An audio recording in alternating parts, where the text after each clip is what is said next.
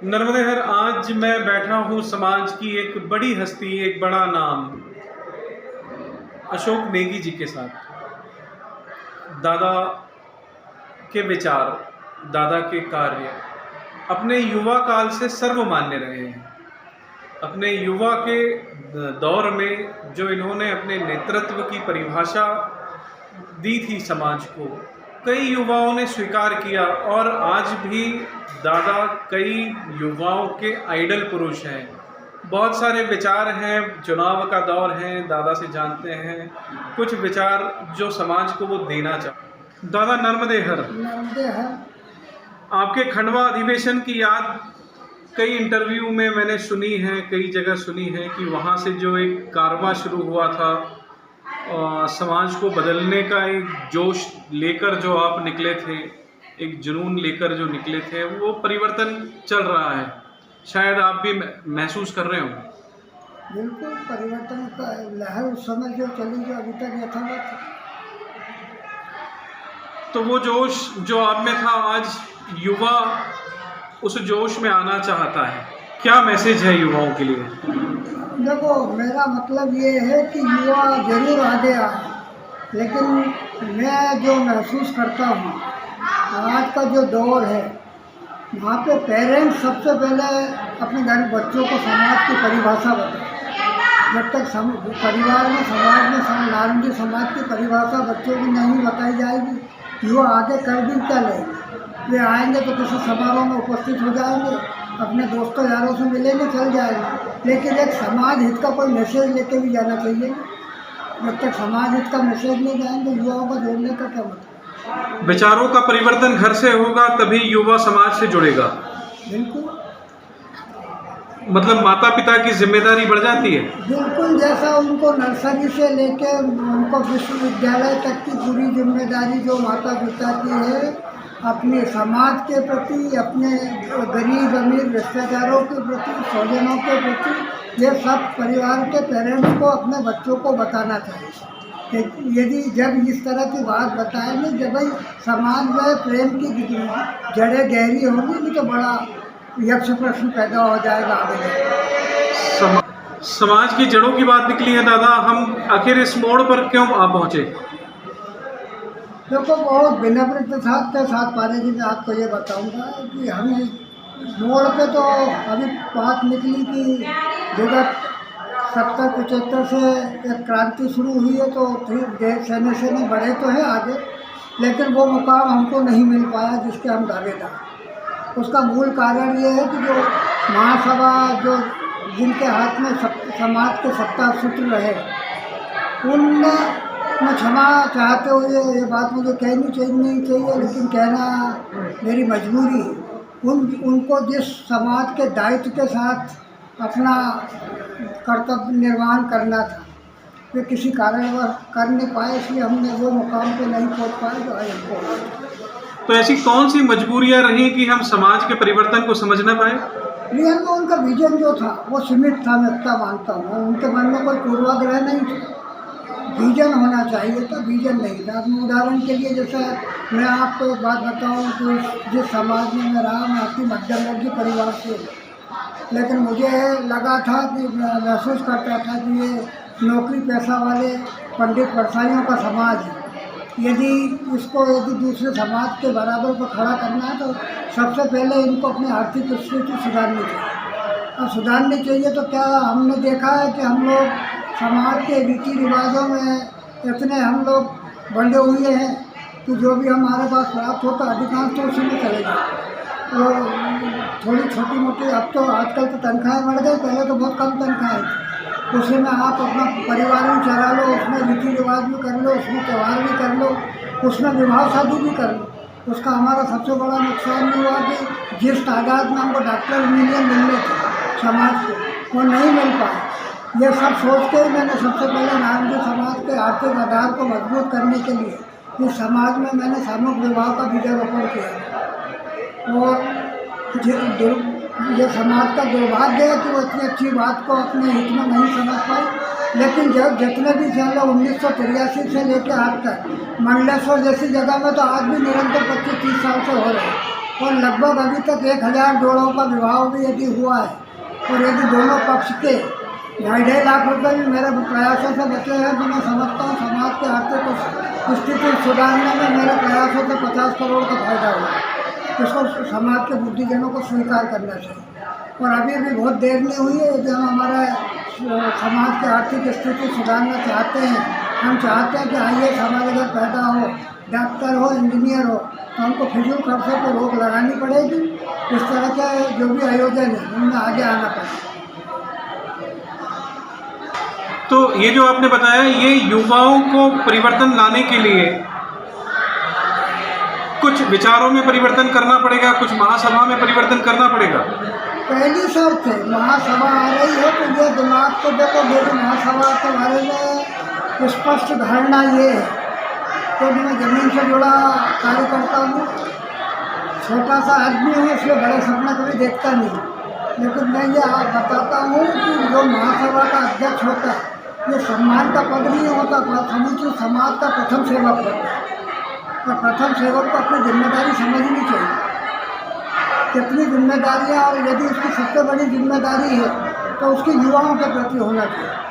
जो भी अभी भविष्य में जो भी महासभा अध्यक्ष बने, उसका एक सूत्री कार्यक्रम होना चाहिए कि ज़्यादा से ज़्यादा रोजगार देने के लिए समाज, दूसरे समाज के युवकों के साथ कदमताल मिलाने के लिए हमको हमेशा किसी न किसी विषय को लेकर कार्यशाला लगानी पड़ेगी। बगैर कार्यशाला लगाए हम कोई काम नहीं करेंगे। शताब्दी वर्ष चल रहा है, इस शताब्दी वर्ष में जो चुनाव है, क्या ये आपकी मंशा के अनुरूप खरे उतरेंगे कि हमको नया महासभा अध्यक्ष ऐसा मिलेगा?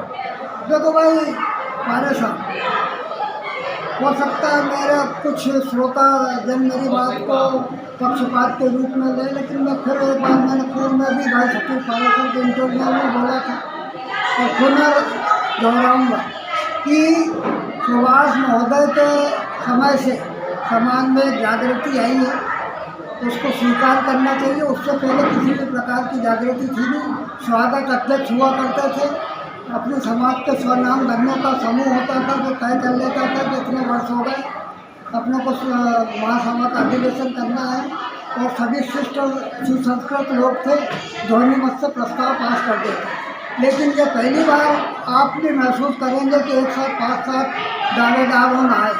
दावेदार यदि मैदान में आए तो कहीं ना कहीं सामाजिक जागृति है ना, और जागृति है तो उसका पूरा श्रेय सुभाष महोदय को इसको मन से स्वीकार करना चाहिए। आपने थोड़ी देर पहले एक बात कही थी चुनाव को लेकर कि वोट का अधिकार किसे हो, उसमें मैं पुनः दोहराऊंगा कि और हमने, मेरा मतलब ये है कि भटजी भट्टे खाए दूसरे को परहेज बताए, ये नहीं होना चाहिए। पहले मैं महात्मा गांधी के सिद्धांतों को मानता हूँ, पहले स्वयं पे प्रयोग करना चाहिए। अभी हमने 2020 में हरदा में प्रयोग करे हैं। हम लोकतांत्रिक देश में रहते हैं, लोकतंत्र के महत्व को समझना चाहिए। खाप पंचायत जैसी व्यवस्था से हमको दूर रहना चाहिए। वो भले अहिंसक तरीके से होती हो, लेकिन कुल मिला के सर्वसम्मति बनना है ना, खाप पंचायत ही हुई ना। लेकिन यदि सामने वाला यदि व्यक्ति एक आखिरी आदमी ये सोचता है कि मुझे नेतृत्व मिले, तो श्रीमंतों के कारण वो आगे ही नहीं आ पाए, और फार्म भरने वो चुपचाप जा सकता है। तो लोकतांत्रिक तरीके से चुनाव होनी चाहिए। अंतिम आदमी को भी अवसर मिलना चाहिए, तो वो भी समाज का है, उसको ये एहसास होना चाहिए। पर संविधान के अनुसार तो अंतिम व्यक्ति को अवसर दिया है, इकाई का अध्यक्ष तो चुना है उन्होंने कहीं कहीं जहां चुनाव हुए हैं। देखो, इकाई का अध्यक्ष के चुनाव भी हरदा शहर में हर जगह नहीं हुई। वहाँ सर्वसम्मति हुई है, सर्वसम्मति से बने, और सर्वसम्मति से बने तो ये कैसे मान सकते हैं कि वहाँ तो 200-250 घरों का सभी का समर्थन, उस दिन जो मीटिंग में थे उनका समर्थन है ना, उसको सर्वसम्मति कैसे माना जा सकता? मतलब इकाई अध्यक्ष को भी आम व्यक्ति के वोट से ही चुना जाए, उसी से चुना जाना चाहिए। और महासभा अध्यक्ष को भी आम व्यक्ति का वोट मिले, आम व्यक्ति के वोट से चुना जाना चाहिए। ये व्यवस्था होनी चाहिए। तो ये हम करके दूसरे समाज को भी लोकतंत्र के महत्व को समझाएं।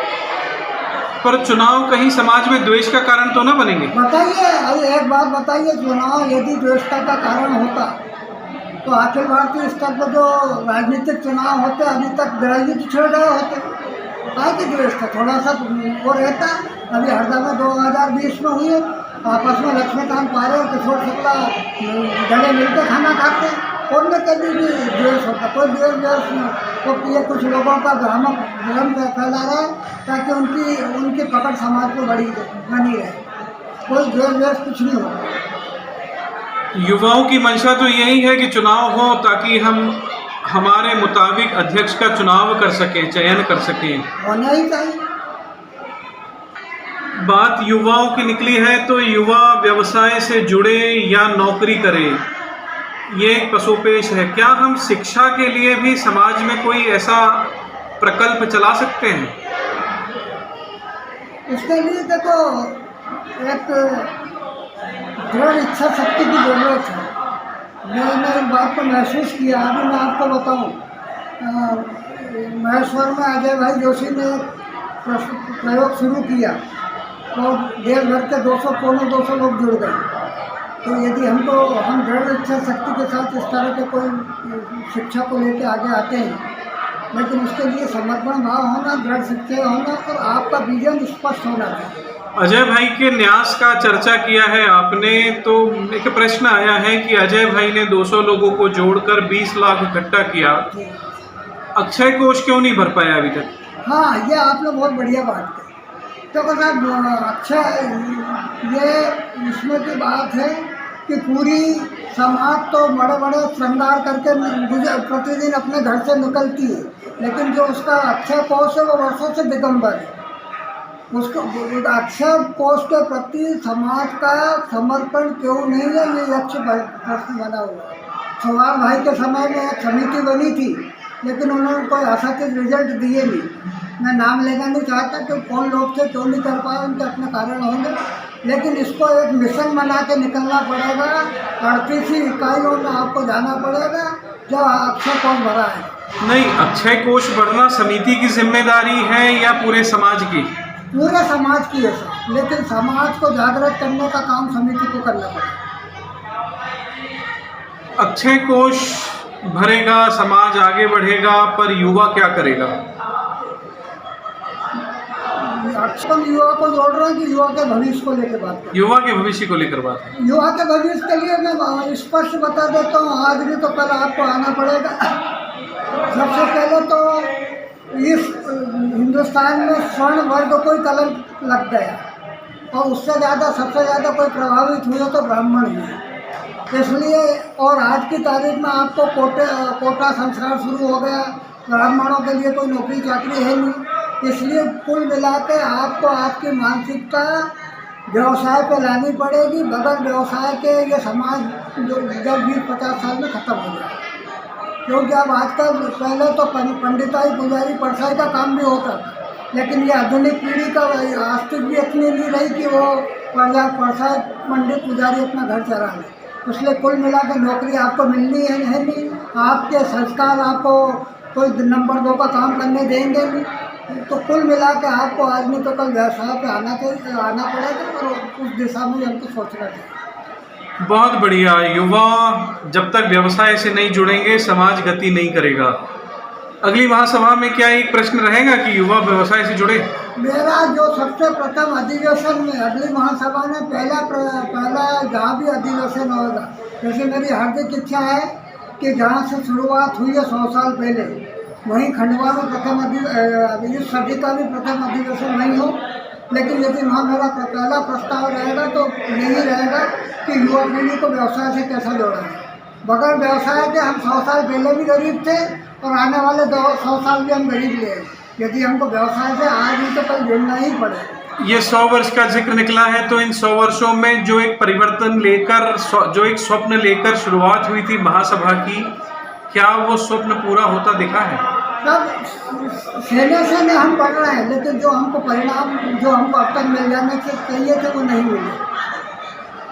दादा, समाज को कोई मैसेज देना चाहें आप?